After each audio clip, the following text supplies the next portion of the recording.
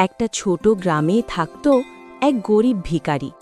প্রতিদিন সে ভিক্ষা করে কোনো রকমে দিন কাটাত, কিন্তু তার একটা অভ্যাস ছিল। প্রতিদিন সন্ধ্যায় সে ভক্তি ভরে মা লক্ষ্মীর সামনে একটা ছোট প্রদীপ জ্বালাত। গ্রামের লোকেরা তাকে নিয়ে হাসত। তারা বলতো, ভিখারি হয়ে আবার লক্ষ্মীর পূজা। কিন্তু সে কখনো বিশ্বাস হারায়নি। একদিন গভীর রাতে এক বৃদ্ধা নারী তার দরজায় এসে খাবার চাইল। নিজের কাছে থাকা শেষ রুটিটাও সে সেই বৃদ্ধাকে দিয়ে দিল।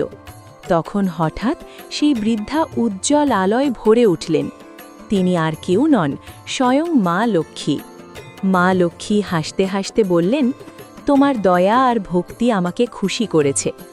আশীর্বাদ দিয়ে তিনি অদৃশ্য হয়ে গেলেন।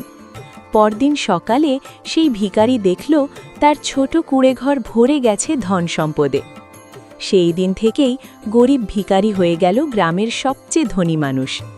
শিক্ষা: সত্যিকারের ভক্তি আর দয়া থাকলে মা লক্ষ্মীর আশীর্বাদ একদিন না একদিন আসবেই।